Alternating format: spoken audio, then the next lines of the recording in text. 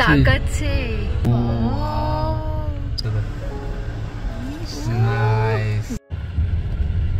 একটু লম্বা বেশি।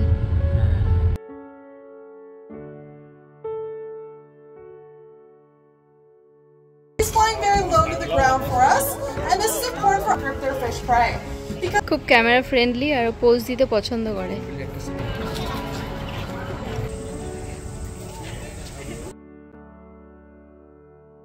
হ্যালো বন্ধুরা, আমি Payel and welcome back to my blog channel our home away home in Canada.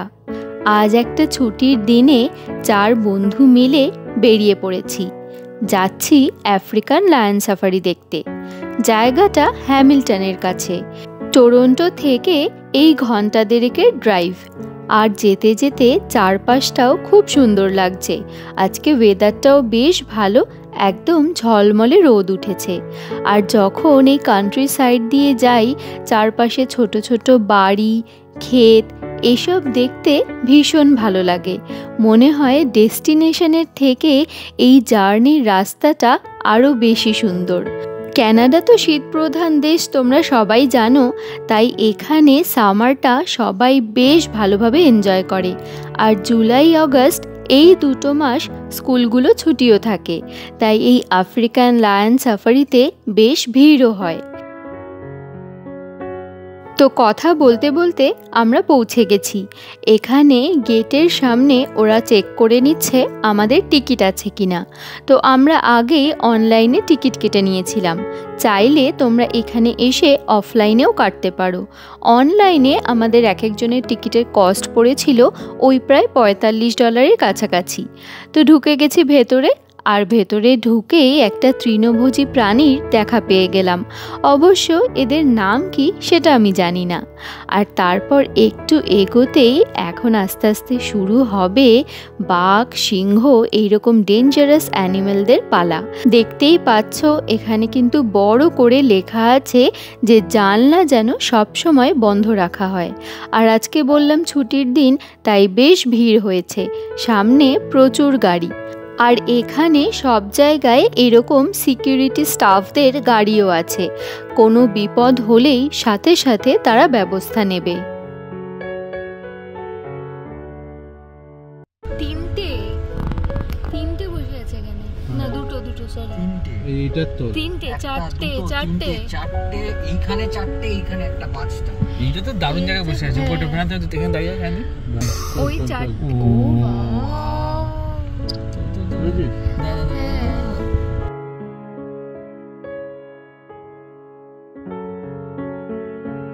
একটা শুয়ে আছে নিচে।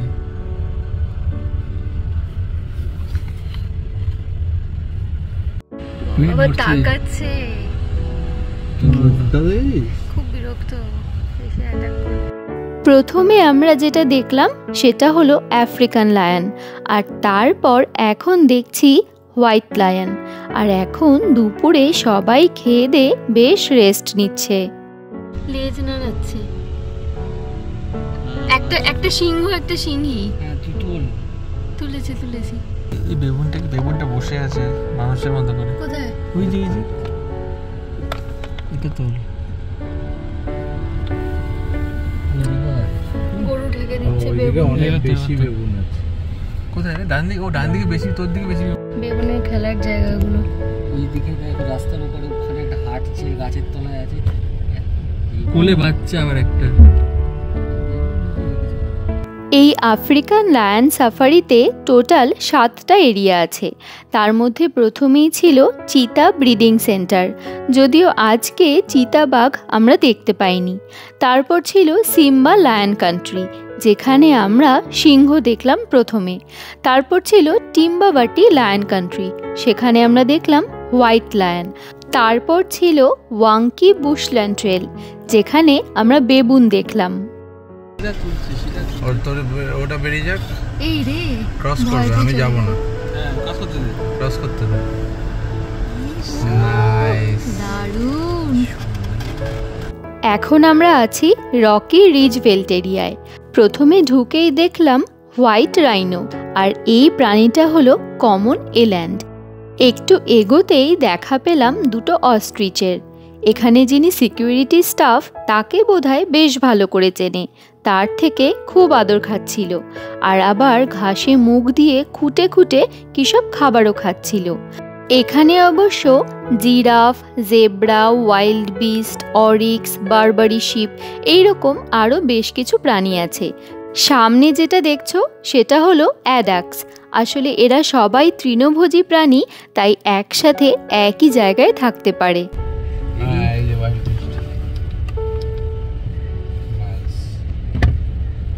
সব থেকে বেশি এরা খাদ্য হয়। পাশেরটা কি সিঙ্গালাটা? অ্যান্টিলোপের একটা প্রজাতি। এখানে একসাথে কতগুলো, সব তৃণভোজী তো। এই ভিউটা তো দারুণ রে।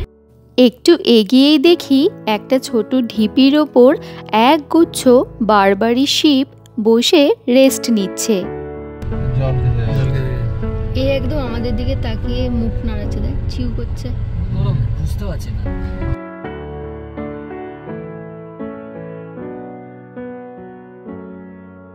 এইটাই ক্রস করলো পাশ থেকে। এইটা মনে হয় মা আর বাবা, তারপরে বাচ্চা কাচ্চা হবে।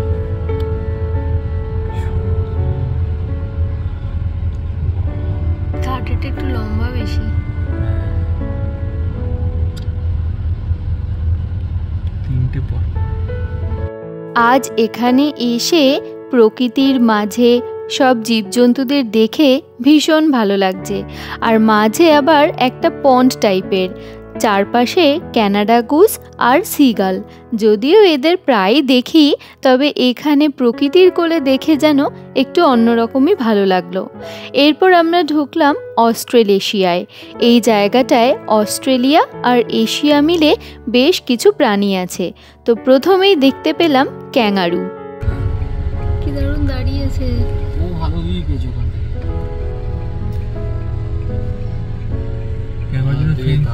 ফেন্সগুলো উঁচু উঁচু। ক্যাঙ্গারু তো বেশ ইন্টেলিজেন্ট অ্যানিমেল, সেটা আমরা জানি। আর খুব জোরে লাফ দেয় বলে ক্যাঙ্গারুর সামনের ফেন্সগুলো বেশ উঁচু করা ছিল। তারপরে দেখলাম একটা ইন্ডিয়ান রাইনো। তবে এখানে মাত্র একটাই রাইনো রাখা ছিল। তবে আজকে এখানে ঘুরতে এসে পশু প্রাণী দেখে যত না ভালো লাগছে, এই চারদিকের ল্যান্ডস্কেপটা দেখে মনে হচ্ছে যেন সত্যিই কোনো জঙ্গলে চলে এসেছি।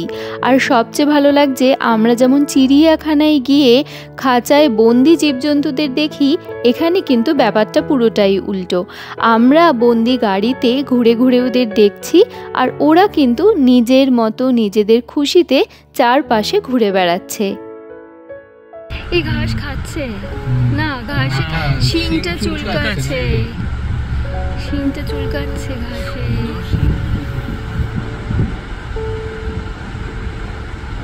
কি সব খাচ্ছে? মুসগুলো আছে, সব আছে, সব তৃণভোজী। এখন প্রায় 3:15 মতো বাজে। তো যা বুঝলাম, এইটা বোধহয় এদের সবার স্নান করার টাইম। দেখতেই পাচ্ছ একটা ছোট পুকুর মতো করা আছে, আর তার মধ্যে 3 রকম প্রাণী আলাদা আলাদা জায়গায় স্নান করছে। সামনে যেটা দেখছো এটা হলো এল্ক, তার বাদিকে আছে ফ্যালোডিয়ার, আর একদম বাদিকে আছে বাইসন।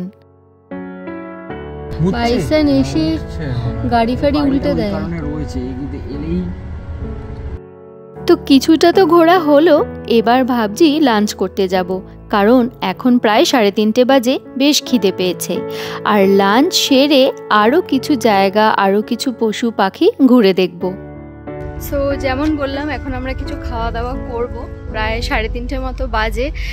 খিদে পেয়েছে, কিন্তু এত ভালো ঘুরলাম যে লেট যে হচ্ছে সেই কথা আর মনে নেই। তো চলো কি খাই, এখানে কি কি অপশন আছে সেটা তোমাদের আজকে দেখাবো।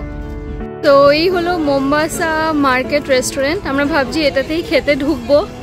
সামনে আরও খাবার দাবারের অপশন আছে।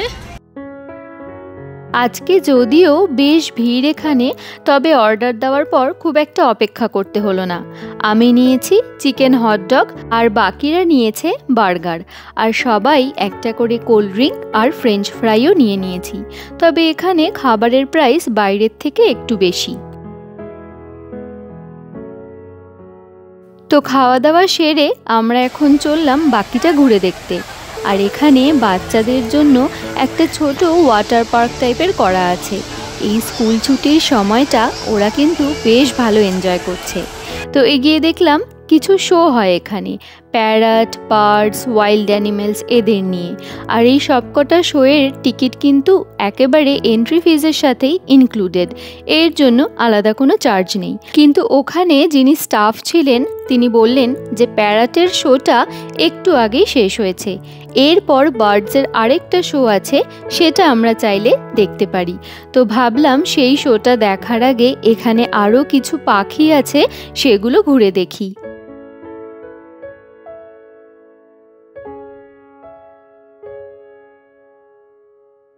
ভালচার,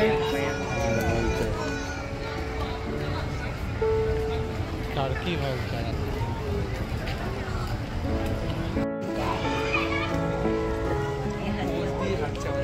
হ্যাঁ খুব ক্যামেরা ফ্রেন্ডলি আর পোজ দিতে পছন্দ করে।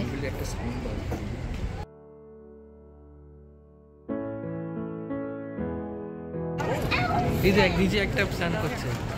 ও হ্যাঁ তাই তো।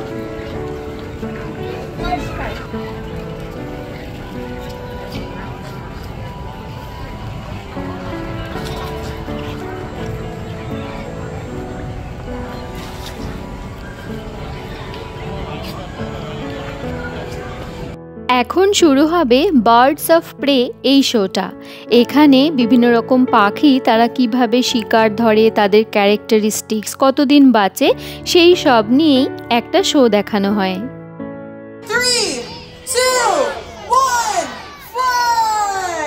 And if you look at the end of the fields, here comes the lure, and not far behind is Captain Trips. Let's see if we can make a catch. And he's got it. That was a beautiful catch by Trips today. And a red tail is showing off right there. But they actually don't get these red feathers until about 3 or 4 years of age. In the field is going to be Dauber. He's one of our milky eagle owls.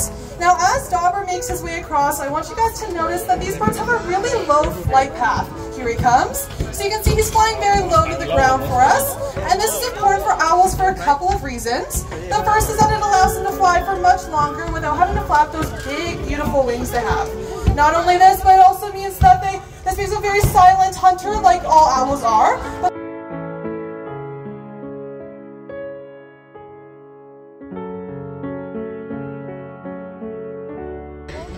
So ওখানে birds শোটা দেখলাম, বেশ ভালো লাগলো, অন্য রকমের, কখনো আগে এরকম দেখিনি।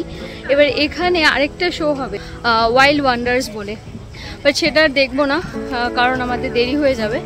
আর মাঝে একটা জায়গায় মিস্ট পড়ছিল, ওখানটা দাঁড়ালাম কারণ প্রচণ্ড রোদ, ওইরকম ওপেন গ্যালারিতে বসে ভীষণ রোদ লাগছিল। তো চলো সামনে এখানে দেখতে পাচ্ছি ফ্লেমিঙ্গো রাখা আছে, তোমাদেরকে দেখাই। ফ্লেমিঙ্গোগুলো সব স্নান করছে বা জল খাচ্ছে বোধহয়, বেশ ভালো লাগছে দেখতে। লাস্ট এটা দেখেছিলাম বোধহয় মেক্সিকোতে।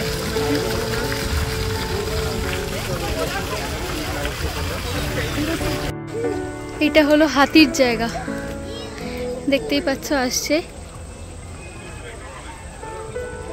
মা হাতি, বাচ্চা হাতি, সব রকমই আছে। এখন সময় প্রায় বিকেল 5টা। তো এই হাতিরা সবাই মিলে একটু আগে গেছিল স্নান করতে, তবে সেটা ক্যামেরাবন্দি করতে একদম ভুলে গেছি। আর এবার এসে ওরা নিজেদের গায়ে এই ডাস্ট টাইপের জিনিসটাকে মাখাচ্ছে, কারণ এই ডাস্টটা ওদের সান, বিভিন্ন রকম ব্যাকটেরিয়া, ইনসেক্ট এইসব থেকে প্রোটেকশন দেয়। তো আজকে এখানে এসে খুব ভালো লাগলো, একদম অন্য রকমের একটা অভিজ্ঞতা। যদিও বলে রাখি এই জায়গাটা কিন্তু মে থেকে সেপ্টেম্বর এই কয়েক মাসই খোলা থাকে। আর হ্যাঁ, এখানে রুল হলো গাড়ির কাঁচ তুলে একদম শান্তি মতো ঘোরা, কোনো রকম হর্ন দেওয়া কিন্তু একদমই বারণ। তবে দেখছিলাম বিভিন্ন মানুষ কিন্তু মাঝে মাঝে গাড়ির কাঁচ নামানোর চেষ্টা করছে, যেটা একেবারেই করা উচিত নয়। তো যাই হোক, এই ম্যাকাও দেখে আজকে আমাদের আফ্রিকান লায়ন সাফারি শেষ করলাম। তো চলো, আজকে আমরা খুব ভালো এনজয় করলাম আফ্রিকান লায়ন সাফারি। যারা টরন্টোতে আছো আমি বলবো এই সামারটা শেষ হওয়ার আগে তোমরা অবশ্যই একবার আসতে পারো, খুব সুন্দর একটা দিন কাটবে। আর আজকের ব্লগটা এখানেই শেষ করছি। কেমন লাগলো কমেন্ট করে জানিও, ভালো লাগলে প্লিজ আমার চ্যানেল সাবস্ক্রাইব করে পাশে থেকো। সবাই খুব ভালো থেকো, সুস্থ থেকো আর আনন্দে থেকো। দেখা হবে খুব তাড়াতাড়ি পরবর্তী একটা ভিডিও নিয়ে।